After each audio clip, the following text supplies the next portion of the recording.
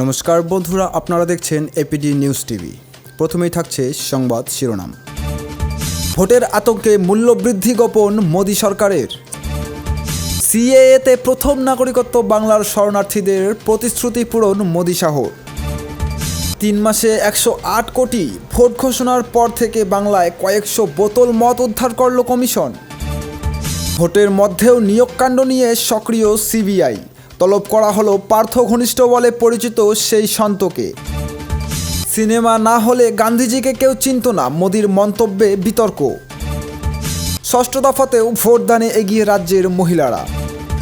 2 বছরে 100 দিনের কাজে বাদ পড়েছে 8 কোটি শ্রমিকের নাম, রিপোর্ট চাঞ্চল্য। বিজেপি প্রার্থী বিজয়ভূষণ পুত্রের কনভয়ের ধাক্কায় মৃত 2, চাঞ্চল্য। মমতা ম্যামকে কানে কানে বলবো, কথাটা মালা হতে অপেক্ষা পঞ্চমের ছাত্রীর। ডায়মন্ড হারবারের উন্নয়নে এমপির প্রশংসায় নেত্রী, চোটের জবাব ভোটে, স্লোগান অভিষেকের। আন্দোলনের রহস্য লুকিয়ে রেখার ফোনেই বিস্ফোরক মন্তব্য প্রাক্তন বিজেপি নেত্রীর। নির্বাচন মানে বিশ্বাস, প্রতিশ্রুতি রক্ষা, এমনটি জানালেন দেব। নির্বাচনের স্বার্থে আন্দোলনকারীদের নগদ টাকায় দেশ ঘুরিয়েছে বিজেপি। সুপ্রিয় দর্শক, এতক্ষণ শুনছিলেন সংবাদ শিরোনাম, এখন হবে বিস্তারিত। তার আগে আপনারা কে কোন জেলা থেকে ভিডিওটি দেখছেন আমাদের কিন্তু কমেন্ট করে জানাতে ভুলবেন না। আর চ্যানেলটিতে নতুন হয়ে থাকলে চ্যানেলটিকে সাবস্ক্রাইব করে পাশে থাকা বেল আইকনটি প্রেস করে দেবেন এরকমই নিত্য নতুন আপডেট সবার আগে পেতে। ভোটের আতঙ্কে মূল্যবৃদ্ধি গোপন মোদি সরকারের। এবারের ভোটের ইস্যু কি? দুর্নীতি, পরিবারতন্ত্র, 25 বছর পরের উন্নত ভারত। রাজনীতির ময়দানে এই সব শব্দ বা শব্দবন্ধ নিয়ে আলোচনা হতেই পারে। মানুষের কাছে ভোটের ইস্যু একটাই, মূল্যবৃদ্ধি। প্রতি 6 মাসে বদলে যাচ্ছে মধ্যবিত্তদের মাসের বাজেট। জিনিসপত্রের দাম বাড়ছে, কিন্তু সেই তুলনায় উপার্জনও বাড়ছে না। আর এমন একটা জলজ্যান্ত সমস্যাকেই নিখুঁত কৌশলের ধামাচাপা দিয়ে ফেলেছে মোদি সরকার। কারণ ফেব্রুয়ারি ও মার্চ মাসের কনজিউমার প্রাইস ইন্ডেক্স বা ক্রেতা মূল্য সূচকই প্রকাশ করেনি তারা। বেনজির ভাবে 64 বছর পর। এর কারণ কি? ভোট ব্যাংকে ভাঙন ধরার আতঙ্ক। এই সূচকের উপর নির্ভর করে বিভিন্ন রাষ্ট্রায়ত্ত সংস্থা মহার্ঘ ভাতা বা ডিএ ঘোষিত হয়। যেহেতু ঘোষণা হয়নি, তাই নয়া হারে ডিএ পাবেন না লক্ষ লক্ষ কর্মী। ইতিমধ্যেই এই চাপ কেন্দ্রের মাথায় চেপে বসেছে। তার উপর নিত্যপণ্যের দাম নিয়ে বাস্তব রূপ সামনে চলে আসে। ভোট বাজারের দরতলানিতে নামবে বিজেপির। জিনিসপত্রের দাম কতটা বেড়েছে এর উত্তর খুঁজতে কয়েকটি পণ্যকে বাছাই করে সরকার। সেগুলির দাম একটি নির্দিষ্ট সময়ে কত ছিল এবং এখন কতটা বেড়েছে তার হিসেব কষে সূচক প্রকাশ করা হয়। সেই পণ্যের তালিকায় আলু পটলের পাশাপাশি গাড়ি বাড়িও থাকতে পারে। খুচরো বাজার দরের এই সূচকও সিপিআই। শিল্প মহলের প্রশ্ন ছিল যে পণ্যগুলিকে বাছাই করে জিনিসপত্রের দাম ওঠানামাও হিসেবে সরকার রয়েছে। শিল্পের সঙ্গে যুক্ত কর্মীরা আদৌ সেসব পণ্য রোজ কেনেন কি? তা যদি না হয় তাহলে মূল্যবৃদ্ধির ওই সূচকের গুরুত্ব নেই। শিল্প মহলের বক্তব্য মেনে আলাদা সূচক প্রকাশ করে শ্রম মন্ত্রকের আওতায় থাকা লেবার ব্যুরো, যার নাম ইন্ডাস্ট্রিয়াল ওয়ার্কার সিপিআই। 1960 সালে সূচক নির্ধারণের যে প্রক্রিয়া শুরু হয়েছিল, শেষবার তা মাপকাঠি স্থির হয়েছে 2016 সালে। তো প্রিয় দর্শক, শিল্পমহল বলছে যে জানুয়ারি মাসের পর আর সেই সূচক প্রকাশিত হয়নি। নিয়ম হলো প্রতি মাসের সূচক প্রকাশিত হয় তার পরের মাসের শেষ দিনে। সেই মতো ফেব্রুয়ারি ও মার্চের সূচক ইতিমধ্যে প্রকাশিত হওয়ার কথা, কিন্তু তা বেমালুম চেপে গিয়েছে সরকার। তথ্য বলেছে গত সেপ্টেম্বর থেকে ডিসেম্বর পর্যন্ত 4 মাসের সূচক ছিল যথাক্রমে 137.5, 138.4, 139.1 এবং 138.8। জানুয়ারিতে 138.9। অর্থাৎ মূল্যবৃদ্ধিতে লাগাম দেওয়া যায়নি। বণিক সভা, মার্চেন্ট সহ চেম্বার অব কমার্স অ্যান্ড ইন্ডাস্ট্রির ডেপুটি ডিরেক্টর জেনারেল সুভাশিস রায়ের কথায় সরকারের অবশ্যই সঠিক তথ্য সঠিক সময়ে প্রকাশ করা উচিত। সিএএতে প্রথম নাগরিকত্ব বাংলার শরণার্থীদের প্রতিশ্রুতি পূরণ মোদি শাহ। লোকসভা নির্বাচন শেষ পর্বে এরই মধ্যে সংশোধিত নাগরিকত্ব আইনের সুফল পাওয়া শুরু বাংলার শরণার্থীদের। প্রথমবার এই আইনের অধীনে নাগরিকত্ব পেলেন বাংলা থেকে আবেদনকারী শরণার্থী। পাকিস্তান, বাংলাদেশ এবং আফগানিস্তানে ধর্মীয় নিপীড়নের শিকার হয়ে ভারতে আসা অমুসলিম শরণার্থীদের নাগরিকত্ব দিতেই আনা হয়েছে সংশোধিত নাগরিকত্ব আইন। 2019 সালে নাগরিকত্ব সংশোধনী বিল পাশ হলেও বিধি নিয়ে জট থাকায় তা এতদিন বলবৎ করা যায়নি। গত 11 মার্চ গ্যাজেট নোটিফিকেশন দিয়ে সিএএ কার্যকর করার কথা ঘোষণা করে কেন্দ্র। 4 বছরের অপেক্ষার পর বিতর্কিত এই আইন কার্যকর হয়। ভারতীয় হতে আগ্রহীদের আবেদন করার জন্য বিশেষ পোর্টালও তৈরি করে কেন্দ্র। সেই পোর্টালের মাধ্যমে আবেদন করে নাগরিকত্ব পেলেন বাংলার শরণার্থী। এর আগে গত 15 মে প্রথম দফায় 14 জন শরণার্থীকে নাগরিকত্ব দিয়েছিল কেন্দ্র। এবার বাংলার শরণার্থীরাও এই সুবিধা পাওয়া শুরু করেন। তাৎপর্যপূর্ণভাবে বাংলায় যে আসনগুলি মতুয়া অধ্যুষিত সেই আসনগুলির ভোট মিটে গিয়েছে। তাই নাগরিকত্ব দেওয়া শুরু হলেও শেষ পর্বের ভোট তাতে কতটা প্রভাবিত হবে সংশয় হয়েছে। উল্লেখ্য, 1955 এর নাগরিকত্ব আইনের সঙ্গে সিএএ এর ফড়াকে উস্কে দিয়েছে বিতর্ক। 1955 সালের নাগরিকত্ব আইনে কোনো ধর্মের উল্লেখ ছিল না। 2019 সালের কেন্দ্র সরকার যে সংশোধিত নাগরিকত্ব আইন পাশ করিয়েছে তাতে স্পষ্ট ধর্মের উল্লেখ আছে, আর সেটাতেই আপত্তি ছিল মমতা সহ বিরোধীদের, যদিও সেই আপত্তি ধোপে টিকল না। প্রচার চালিয়ে যেতেই মোদির ধ্যান, এমনটি জানালেন মমতা। আর বাকি বলতে শেষ দফা, কিন্তু ষষ্ঠ দফার ভোটের পর থেকেই আত্মবিশ্বাস শিখরে উঠেছে বিরোধীদের। তারা সাফ দাবি করেছে দেশ জুড়ে বিজেপি বিদায়ের রব উঠে গিয়েছে, মোদির পালে আর হাওয়া নেই। 400 পারের দাবিও খুব শীঘ্রই বিগত 1 দশকের সব থেকে বড় জুমলা বলে প্রমাণিত হবে। আর সেটা বুঝেই শেষ মুহূর্তে গদি বাঁচাতে মরিয়া হয়ে উঠেছেন বিদায়ী প্রধানমন্ত্রী। কেন এই আক্রমণ? মোদি ঘোষণা করেছেন বৃহস্পতিবার প্রচার শেষ হলে কন্যাকুমারীর বিবেকানন্দ রকে ধ্যানে বসবেন তিনি। 2019 নির্বাচন পর্বেও কেদারনাথে ধ্যানে বসেছিলেন তিনি। এবার এই ইস্যুতেই জ্বলে উঠছেন মমতা বন্দ্যোপাধ্যায়। প্রতিবার শেষ দফার ভোটের 48 ঘন্টা আগে মোদির এই ধ্যানে বসাটা আসলে নির্বাচনী কৌশল বলেই গর্জে উঠেছেন তিনি। মমতার কথায় নিয়মকে বুড়ো আঙুল দেখিয়ে প্রচার চালিয়ে যাবেন মোদি। তাই এই ভণ্ডামি। বাংলার মুখ্যমন্ত্রী হুঙ্কার, ক্যামেরা নিয়ে ধ্যান, এর সম্প্রচারের বিরুদ্ধে আমরা নির্বাচন কমিশনে যাব। ইতিমধ্যেই অবশ্য কংগ্রেস এই এক ইস্যুতে কমিশনে নালিশ জানিয়েছে। ভোটের আগে সাইলেন্স পিরিয়ডে একে ভোটারদের প্রভাবিত করার ছক বলেই দাবি করেছে তারা। ঠিক যেভাবে গত লোকসভা ভোটের সময় কেদারনাথের গুহায় তার ধ্যান সম্প্রচার হয়েছিল। ভোটযুদ্ধের শেষ লগ্নে পৌঁছে বিরোধীদের মোদিকে 1 ইঞ্চি জমি ছড়াতেও নারাজ। ভোটযুদ্ধের শেষ লগ্নে পৌঁছে বিরোধীরা মোদিকে 1 ইঞ্চি জমি ছাড়তেও নারাজ। তাদের দাবি, নির্বাচন কমিশন প্রয়োজনীয় পদক্ষেপ না নিলে তারা আদালতের দ্বারস্থ হবে। বিরোধী দলের প্রচার বন্ধ হওয়ার পর মোদির এই ধ্যান সম্প্রচারিত হলে বিজেপি একতরফা সুবিধা পাবে বলেও মত বিরোধী শিবিরের। মমতারও ক্ষোভ একই কারণে। বুধবার মেটিজারুকে তৃণমূলের সর্বভারতীয় সাধারণ সম্পাদক অভিষেক বন্দ্যোপাধ্যায়ের হয়ে প্রচারের পাশাপাশি বারুইপুরে যাদবপুর তৃণমূলের প্রার্থী সায়নী ঘোষের সমর্থনেও জনসভা করেন মমতা। আর এই প্রচার পর্বের শেষ সভাটি করেন কালীঘাটে। সর্বত্রই তার নিশানায় ছিল মোদির ভাওতাবাজি। মমতার কথায় এবার যে আর সরকারে ফেরা হচ্ছে না সেটা উনি বুঝে গিয়েছেন। তাই নিজেকে দেবতার থেকেও বড় বলে মানুষের কাছে তুলে ধরেন।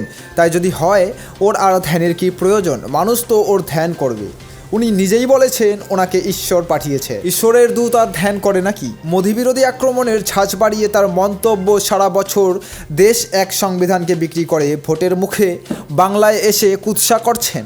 বাংলায় এসে বলেছেন এ রাজ্যে বিজেপি উত্তরপ্রদেশের থেকেও ভালোভাবে করবে। মমতার মতে মোদির এই উক্তি থেকেই পরিষ্কার বিজেপি এবার হেরে গিয়েছে। মোদির মিথ্যাচারের বিরুদ্ধে তার তোপ। উনি নাকি বাংলাকে বাঁধে টাকা দিয়েছেন। 1 টাকাও দেননি। চ্যালেঞ্জ করছি, উনি এত মিথ্যা বলেন, দেশ কি শিখবে? ছোট ছোট ছেলেমেয়েরা কি শিখবে? এটা ভেবে সত্যি খারাপ লাগে। বুধবার অভিষেক বন্দ্যোপাধ্যায়ের হয়ে ভোট প্রচারে মেটিয়া বুরুজে মমতা বন্দ্যোপাধ্যায়। সিনেমা না হলে গান্ধীজিকে কেউ চিনত না, মোদির মন্তব্যের বিতর্ক। দেশবাসীকে খাদ্য সুরক্ষা তিনি দিয়েছেন, ব্যাংকের সুবিধা আমজনতা পেয়েছে তার আমলে, স্বনির্ভরতাও নাকি তার দান। নরেন্দ্র মোদির এইসব অলৌকিক দাবি সঠিক ধরে নিলে 2014 সালের আগে ভারত আদিম যুগে পড়েছিল, তিনি উদ্ধার করেছেন। এবার অবশ্য যাবতীয় সীমা ছড়িয়ে গিয়ে বিদায়ী প্রধানমন্ত্রীর ঘোষণা। 1982 সালে গান্ধীজিকে নিয়ে সিনেমা তৈরির আগে তাকে বিশ্বের কেউ চিনতই না। অর্থাৎ রিচার্ড অ্যাটেনবরোর অস্কারজয়ী সিনেমা গান্ধী জাতির জনককে বিশ্বের দরবারে পরিচিতি দিয়েছে বলে মত তার। মোদির এই মন্তব্যের ভিডিও সোশ্যাল মিডিয়ায় মঙ্গলবার থেকে কিন্তু ভাইরাল রয়েছে। শুধু কংগ্রেস বা বিরোধী শিবির নয়, আমজনতাও মুন্ডুপাত শুরু করেছে বিজেপির পোস্টার বয়ে। কেউ বলেছেন বয়স হয়ে গিয়েছে, কারো কটাক্ষ হারের ভয়ে মরিয়া, কেউ আবার সাফাই দিয়েছেন যে মোদিজি আসলে মহাত্মা গান্ধীর ব্র্যান্ডিংয়ের কথা বলতে চেয়েছেন, কিন্তু সত্যিটা হলো তার ভোটাররা সেটা বোঝেনি। আর বিরোধীরাও এই মন্তব্যে তেলে বেগুনে জ্বলে উঠেছে। সাক্ষাৎকারে মোদি বলেন, মহাত্মা গান্ধী বিশ্বের একজন মহান ব্যক্তি, তার সম্পর্কে গোটা পৃথিবীকে অবগত করা কি গত 75 বছর আমাদের দায়িত্ব ছিল না, তার সম্পর্কে কেউ জানতো না। আমাকে ক্ষমা করবেন, কিন্তু মহাত্মা গান্ধী সম্পর্কে প্রথমবার বিশ্বের আগ্রহ তৈরি হয় গান্ধী সিনেমাটির পর। গোটা বিশ্বে ভ্রমণ করার পর আমি কথা বলছি, এরপরই বিরোধীরা তোপ দেখেছে। বিদেশ থেকে যে অসহযোগ আন্দোলনের সূত্রপাত তার কাণ্ডারিকে গোটা বিশ্ব চিনত না। কংগ্রেস নেতা জয়রাম রমেশ এক স্যান্ডেলে লিখেছেন, জানি না প্রধানমন্ত্রী কোন বিশ্বে রয়েছেন যেখানে 1982 সালের আগে মহাত্মা গান্ধীকে কেউ চিনত না। বিদায়ী প্রধানমন্ত্রী ও তার সরকারই বরং বারাণসী, দিল্লি, আহমেদাবাদ গান্ধীবাদী প্রতিষ্ঠানগুলিকে ধ্বংস করেছে। আরএসএস কর্মীরা গান্ধীর জাতীয়বাদকে বোঝে না, এটাই তাদের হালমার্ক। তাদের মতাদর্শের কারণে সৃষ্ট পরিবেশের প্রভাবেই নাথুরাম গডসে খুন করেছিল গান্ধীজিকে। 2024 সালের এই লোকসভা নির্বাচন গান্ধী অনুগামী বনাম গডসে অনুগামীদের লড়াই। বিদায়ী প্রধানমন্ত্রী ও তার গডসে অনুগামী সহকর্মীদের পরাজয় নিশ্চিত। তার আক্রমণ মহাত্মা গান্ধীর পরম্পরা যদি কেউ ধ্বংস করে থাকেন তাহলে তিনি স্বয়ং নরেন্দ্র মোদী। একই সুরে আক্রমণ করেছেন কংগ্রেস সভাপতি মল্লিকার্জুন খড়গে। তার তোপ, যার রাজনৈতিক পূর্বসূরীরা নথুরাম গডসের সঙ্গে গান্ধীজির হত্যায় জড়িত ছিল, তার থেকে এর বেশি কি আশা করা যায়? বাপুর দেখানো সত্যের পথে এরা হাঁটতে পারবে না। এবার বাগপত্র গুছিয়ে রওনা দেওয়ার সময় হয়ে গিয়েছে। রাহুল গান্ধী আবার এই ইস্যুতে সরাসরি মোদির শিক্ষাগত যোগ্যতাকে নিশানায় নিয়ে এসেছেন। বিদায়ী প্রধানমন্ত্রীর দাবি, তিনি এন্টায়ার পলিটিক্যাল সায়েন্স নিয়ে পড়াশোনা করেছিলেন। সেটা কোথাকার স্বীকৃতি ডিগ্রির বিষয়? এই প্রশ্ন তুলে বিরোধীরা আগে কম খোঁচা দেয়নি, তাকেই আবার উস্কে দিয়ে রাহুল গান্ধী পোস্ট করেছেন, শুধু এন্টায়ার্স পলিটিক্যাল সায়েন্সের ছাত্রেরই মহাত্মা গান্ধী সম্পর্কে জানতে সিনেমা দেখার প্রয়োজন পড়ে। আর প্রিয়াঙ্কা গান্ধী তার কটাক্ষ গুরুজনে বলে গিয়েছেন, যখন কোনো ব্যক্তির উপর আমিত্ব চেপে বসে তার কপালে হরিবাজন কেউই জোটে না। কতটা দুরবস্থা হলে উনি বলতে পারেন যে একজন ইংরেজ একটা সিনেমা বানানোর আগে কেউ গান্ধীজিকে চিনত না? বাহ, দুর্ভাগ্যজনক দেশের স্বাধীনতা সংগ্রামের মহানায়কের ব্যাপারে প্রধানমন্ত্রী এত কম জানেন। প্রধানমন্ত্রীর কাছে বোধহয় গান্ধীজিও স্রেফ একটা পিয়ার স্ট্যান্ড। ষষ্ঠ দফাতেও ভোটদানে এগিয়ে রাজ্যের মহিলারা। বাংলার ভোটযন্ত্রে লক্ষ্মীর ভাণ্ডার আদৌ কোনো প্রভাব ফেলতে পারবে কিনা সেই প্রশ্নের উত্তর পেতে 4 জুন পর্যন্ত অপেক্ষা করতে হবে। তবে ভোটদানের হারে পুরুষদের রীতিমতো টেক্কা দিচ্ছেন বাংলার লক্ষ্মীরা। চতুর্থ ও পঞ্চম দফার পর ষষ্ঠ দফাতেও ভোটদানের হারে পুরুষদের তুলনায় এগিয়ে মহিলারা। এই দফায় মোট 8টি আসনে পুরুষ ভোটারদের তুলনায় 2.21% বেশি মহিলারা ভোট পড়েছে বাংলায়। উল্লেখযোগ্য বিষয় হলো এই এক প্রবণতা দেখা গিয়েছে গোটা দেশেই। এই দফায় পুরুষদের তুলনায় 4% বেশি ভোট দিয়েছেন মহিলারা। সর্বসাকুল্যে পুরুষ ভোটের হার যেখানে 61.95% ছিল, সেখানে মহিলা ভোট পড়েছে 64.95%। নির্বাচন কমিশন প্রকাশিত তথ্য অনুযায়ী ষষ্ঠ দফায় পশ্চিমবঙ্গে ভোটদানের হার 82.71%। তার মধ্যে পুরুষ ভোটের হার 81.62%। অন্যদিকে 83.83% মহিলা ভোট পড়েছে এই দফায়। 8টি কেন্দ্রের মধ্যে অন্তত 5টি কেন্দ্রে তমলুক, মেদিনীপুর, কাথি, ঘাটাল ও পুরুলিয়া কেন্দ্রে পুরুষদের পিছিয়ে ফেলেছেন মহিলারা। বাকি 3টি কেন্দ্রে বাঁকুড়া, বিষ্ণুপুর ও ঝাড়গ্রাম আসনে পুরুষ ও মহিলা ভোট কাছাকাছি। কমিশনের পরিসংখ্যান বলেছে 8টি কেন্দ্রের মধ্যে ঘাটাল আসনে মহিলা ও পুরুষ ভোটের ব্যবধান সবচেয়ে বেশি। এই কেন্দ্রে পুরুষ ভোটের হার যেখানে 79.19%, সেখানে মহিলা ভোট পড়েছে 85.24%। এরপরই তমলুক কেন্দ্র, এখানে পুরুষ ও মহিলা ভোটের হারের পার্থক্য 5%-এরও বেশি। এই কেন্দ্রে পুরুষ ভোট পড়েছে 82.11%, মহিলা ভোটের হার 87.60%। কাথি কেন্দ্রেও পুরুষদের ছাপিয়ে 5%-এর বেশি ভোট দিয়েছেন মহিলারা। এই কেন্দ্রে পুরুষ ভোটের হার 82.26% আর মহিলা ভোট পড়েছে 87.41%। এছাড়াও মেদিনীপুরে প্রায় 1.5% এবং পুরুলিয়া আসনে পুরুষদের তুলনায় 0.79 বেশি ভোট পড়েছে মহিলাদের। এছাড়াও এই দফায় বাঁকুড়া, বিষ্ণুপুর ও ঝাড়গ্রাম কেন্দ্রে ভোটদানের হারে পুরুষেরা মহিলাদের পিছনে ফেললেও কোনো আসনে ব্যবধান 1.5%-এর বেশি নয়। একমাত্র বিষ্ণুপুর আসনে মহিলাদের থেকে 1.22% ভোটে পিছনে ফেলেছেন পুরুষেরা। ষষ্ঠ দফায় রাজ্যের যে 8টি আসনে ভোট হয়েছে তার মধ্যে খাতায় কলমে 4টি আসন বাঁকুড়া, বিষ্ণুপুর, মেদিনীপুর ও পুরুলিয়ায় রয়েছে বিজেপির ঝুলিতে। এই 4টি আসনের মধ্যে অন্তত 3টি আসনের মহিলা ভোটের হার বেশি, আর তাই বিজেপি সিঁদুরে মেঘ দেখছে বলে মনে করেছেন বিশেষজ্ঞরা। গড়ুয়া শিবিরে আশঙ্কা, লক্ষ্মীর ভাণ্ডারের কৃতজ্ঞতা যদি সত্যিই বাংলার মহিলারা ভোট যন্ত্রে জানান, তা ধস নামাবে আসন সংখ্যায়। শুধু তাই নয়, তমলুক ও কাথি নিয়েও একেবারে নিশ্চিত হতে পারছে না বিজেপি। 2019 সালে এই 2 আসনের প্রার্থীরা তৃণমূলের টিকিটে জিতলেও পরে তাদের রাজনৈতিক অবস্থান পরিবর্তন হয়। সেই হিসেবে পূর্ব মেদিনীপুরের এই 2 কেন্দ্রে বিজেপির শক্ত ঘাঁটি হওয়ার কথা, কিন্তু এখানে মহিলা ভোটের রমরমায় চিন্তায় রয়েছে বিজেপি। 2 বছরে 100 দিনের কাজে বাদ পড়েছে 8 কোটি শ্রমিকের নাম, রিপোর্টের চাঞ্চল্য।